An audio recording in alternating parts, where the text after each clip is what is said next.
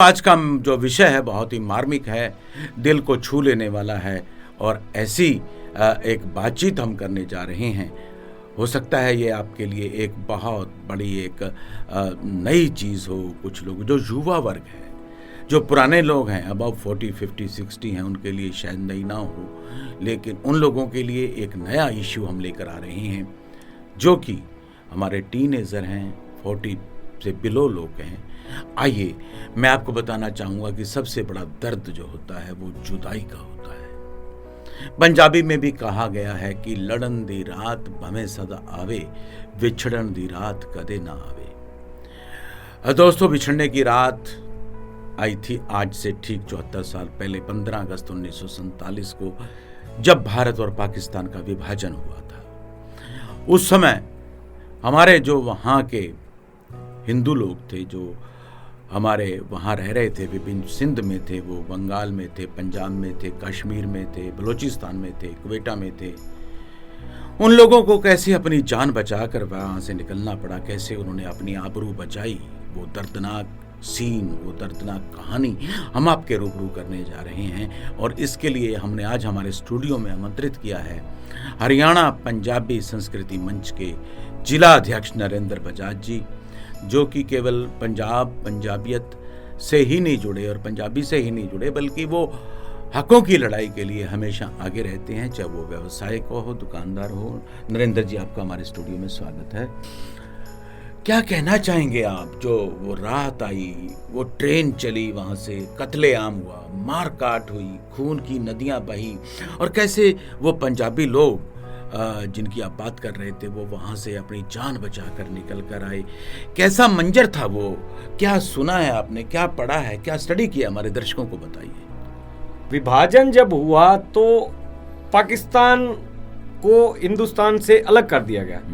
वो यूं समझ कह सकते हैं कि सारा पहले हिंदुस्तान ही था, तो उसके अंदर से पाकिस्तान वाला टुकड़ा निकाल के रख दिया।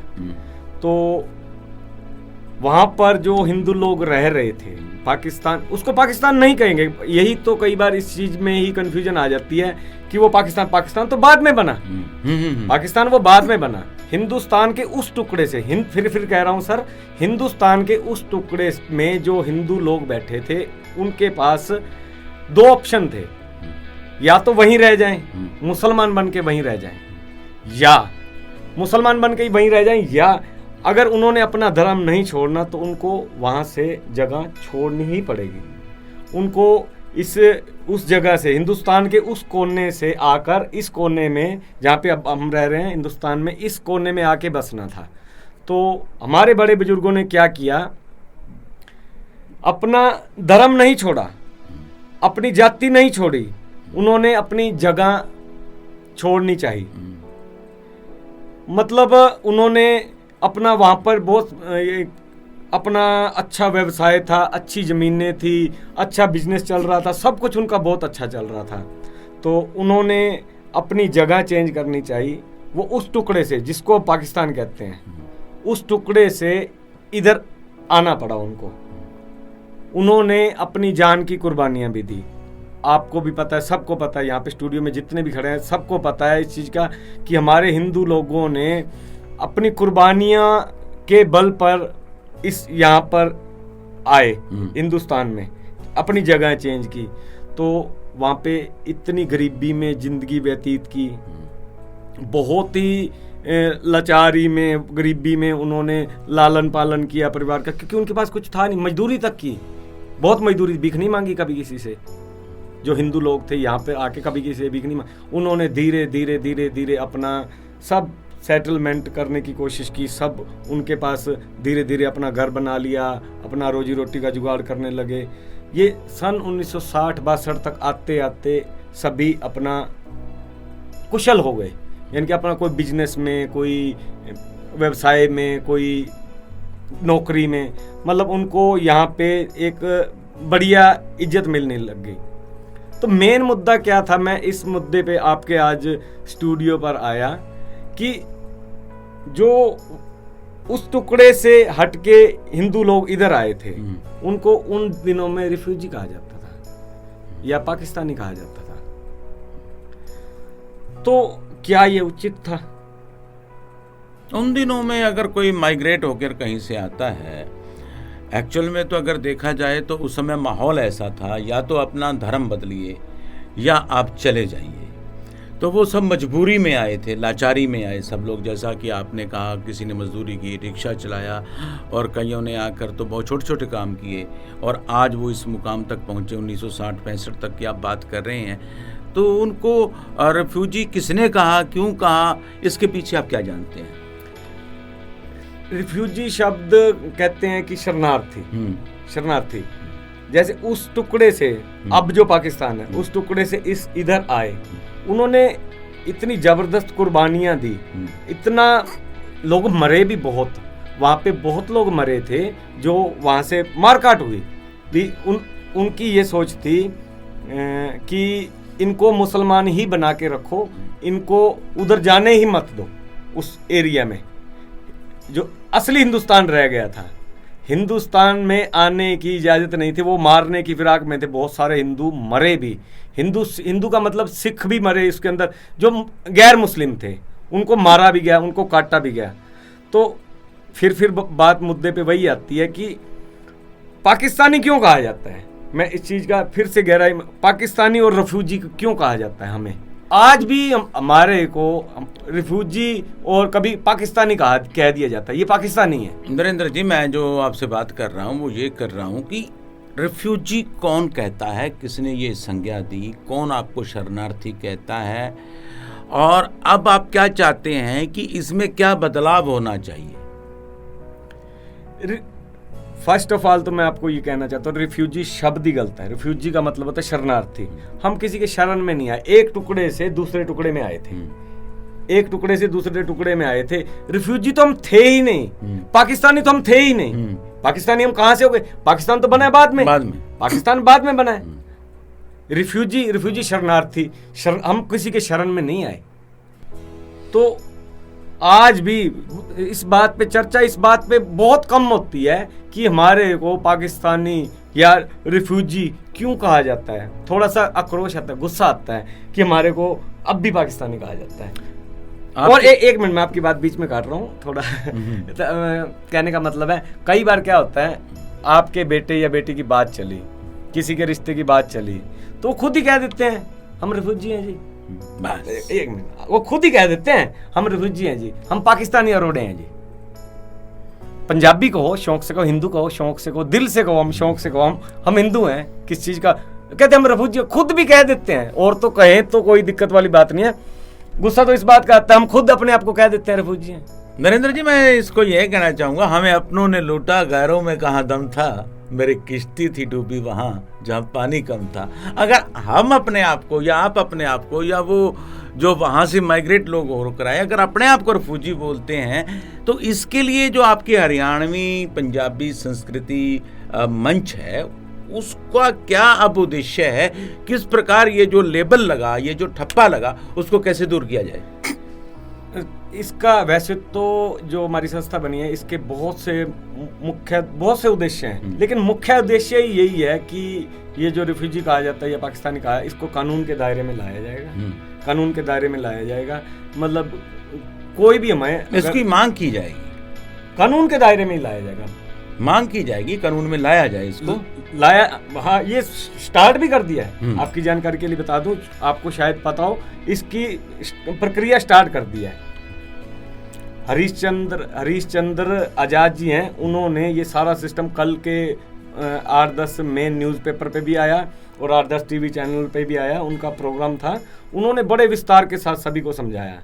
नहीं, आपको सीने में जो दर्द है रिफ्यूजी कहने का, शरणार्थी कहने का आपको, और ये वो दर्द है जिन्होंने झेला है उनको ज़्यादा पता है। जो आज 70 साल के लोग हैं, 80 साल के लोग हैं, मैंने भी उनसे कई बार बातचीत की, किस प्रकार वो रेल, एक ट्रेन टू पाकिस्तान पिक्चर आई थी फिल्म, अगर आपने देखी हो, या गदर फिल्म आपने देखी हो, जिसमें वहाँ की व्यथा को बताया गया था, तो उसमें भी ये दृश्य फिल्माया गया था। किस प्रकार वहाँ हम आप लोगों की ज़मीन थी, जायदादें थी, महल थे, व्यापार थे, और वो सब कुछ एक ही रात में बदल गया। और यहाँ जब आए तो यहाँ आकर जीरो से फिर शुरू करना पड़ा। या आपकी अगर मैं भाषा को बड़ा करूं कि जीरो से आप हीरो बने। लेकिन अब ये जो स्थिति है आपकी, जो आपका दर्द है सीने का कि शरणार्थी या इसको आपको रिफ्यूजी ना बोला जाए, तो उसके लिए आप कानून की शरण में भी जा रहे हैं, तो सामाजिक तौर पे आप इसमें कैसे बदलाव लाएंगे? जब ये कानून बन गया, जब ये कानून बन के तैयार हो गया, तो ड्राफ्ट तैयार हो गया, तो कोई भी अगर पाकिस्तानी कहता है या रिफ्यूजी कहता है तो उसको 3 महीने से लेकर 3 साल तक सजा हो सकती है। वो जो कानून तय करेगा, वो जो कानून तय करेगा। देखो, मैं एक फाइनल बात कहना चाहता हूँ, थोड़ा सा भावुक होकर ये बात कहना चाहता हूँ, क्या हमारे बुजुर्गों ने वहाँ से अपनी जगह बदली, करोड़ों रुपए की जायदाद छोड़ी, लाखों रुपए के बिजनेस छोड़े, इसीलिए छोड़े कि आज़ादी के 74 साल बाद भी हमारे को रिफ्यूजी और पाकिस्तानी बुलाया जाएगा?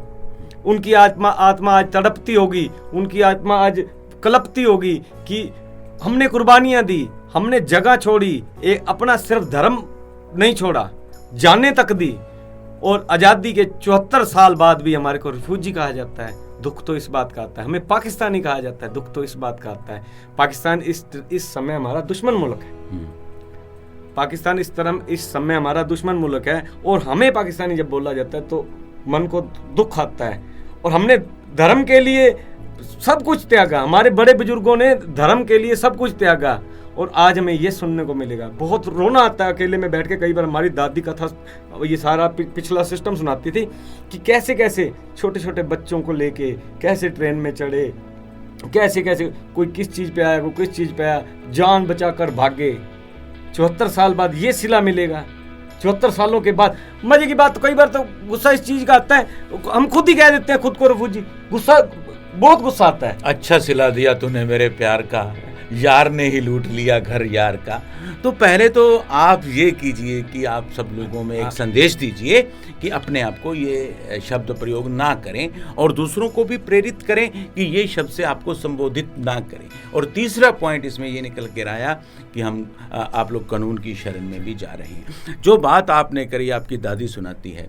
मैंने बहुत सी किताबें पढ़ी हैं, मैंने बहुत सा लिटरेचर पढ़ा है, मैंने यूट्यूब पर देखा है कि जब वो भयानक रात, वो कत्ल की रात, वो खूनी रात, जब बहुत से लोग अपनी बहू बेटियों की आबरू बचाकर, अपने आप की जान बचाकर, रेल के डिब्बे में या की टॉयलेट में बंद होकर, इंजन पर बैठकर और रेल की छत पर बैठकर और उसकी खिड़कियों के साथ लटक कर, जो लटक गए वो बच गए, और उनका हाथ किसी का छूट गया तो उनका कत्ल कर दिया गया।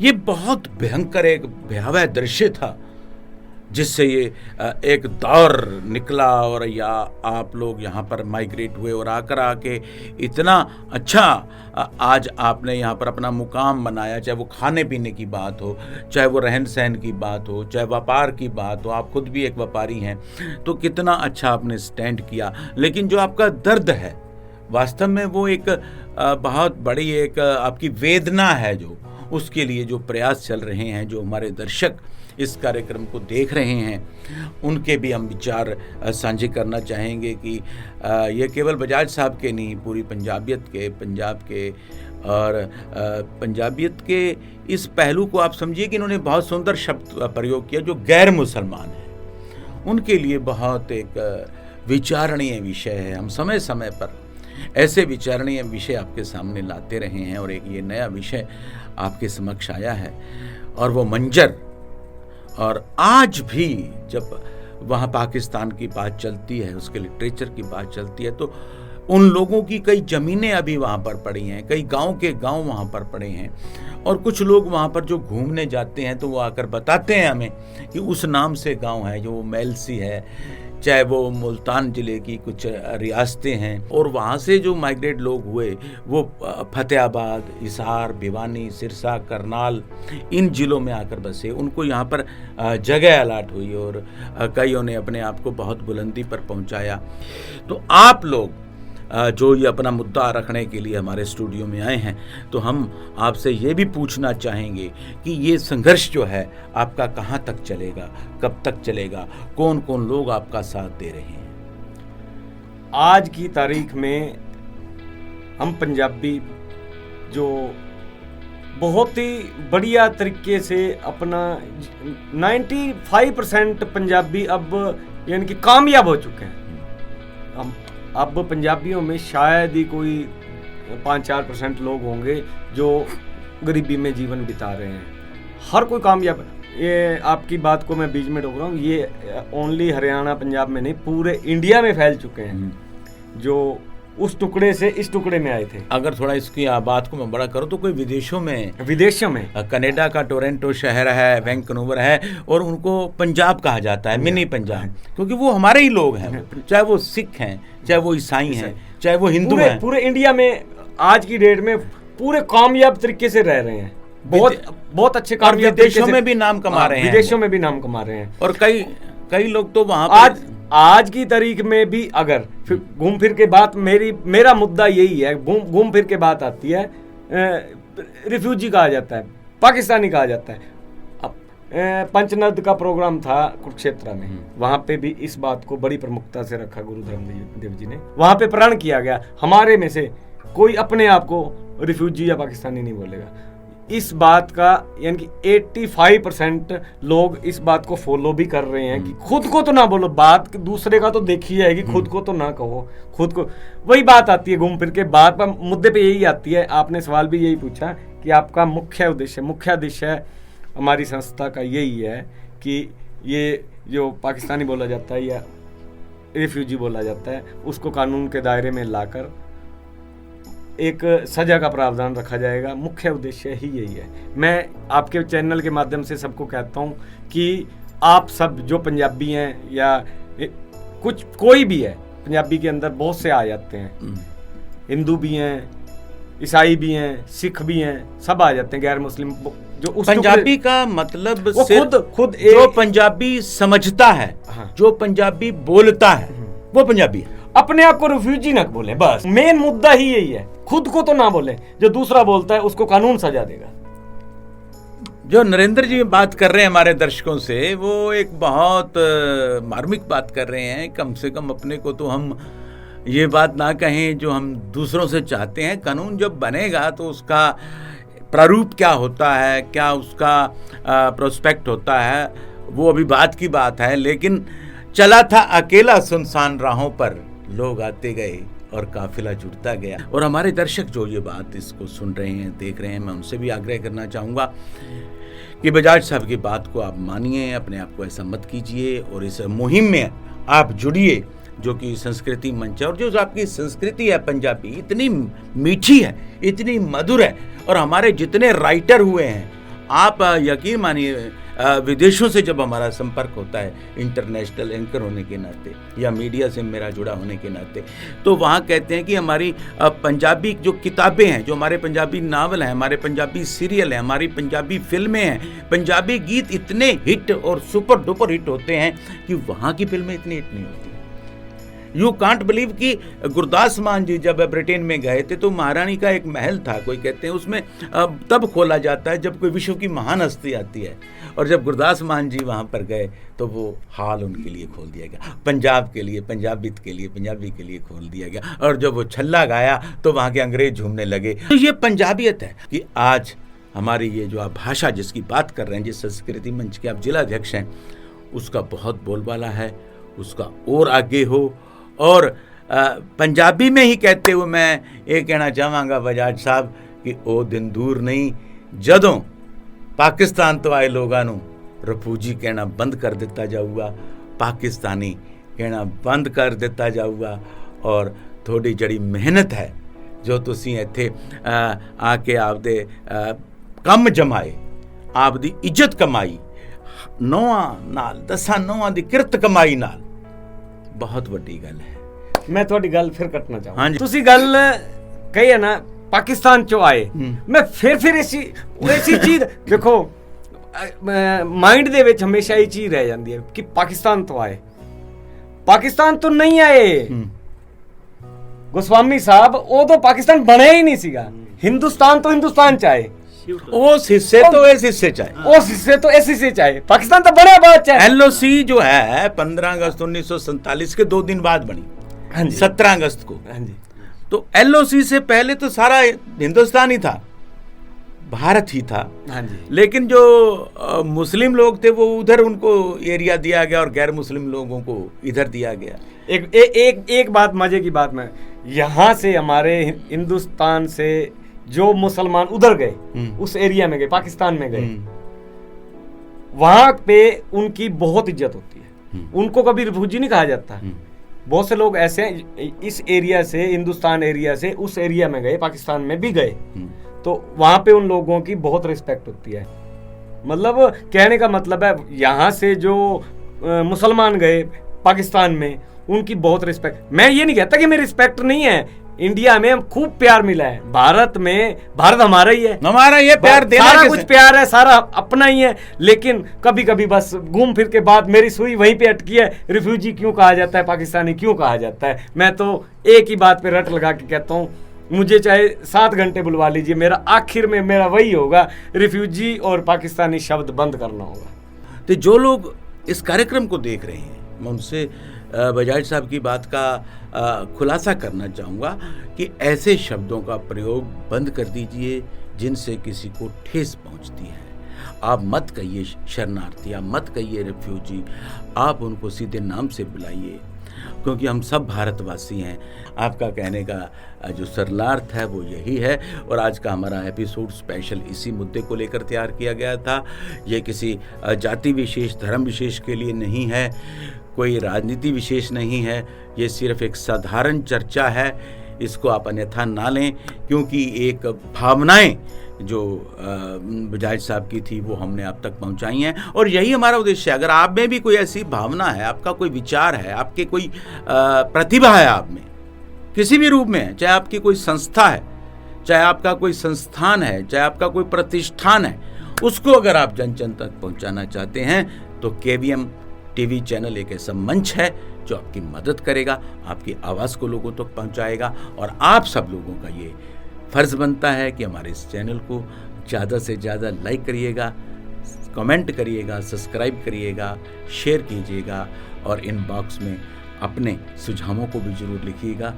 अगले एपिसोड में मिलेंगे एक नए एपिसोड के साथ, एक नई चर्चा के साथ। नरेंद्र बजाज जी आज हमारे स्टूडियो में आए, आपका बहुत बहुत धन्यवाद है। इन्हीं के साथ मैं धन्यवाद करना चाहूँगा हमारे बीच में जो हमारे को-डायरेक्टर के रूप में यहाँ पर अशोक शर्मा जी पहुँचे, वीडियो एडिटर के रूप में साहिल गोसाई हमारे बीच में हैं, और इसके साथ कैमरामैन के रूप में हर्ष कुमार हमारे बीच में हैं। इन्हीं सभी का धन्यवाद करते हुए मैं इस एपिसोड को यहीं पर समाप्त करने की आपसे आज्ञा चाहूँगा। नमस्कार, जय हिंद, जय पंजाब, जय पंजाबियत।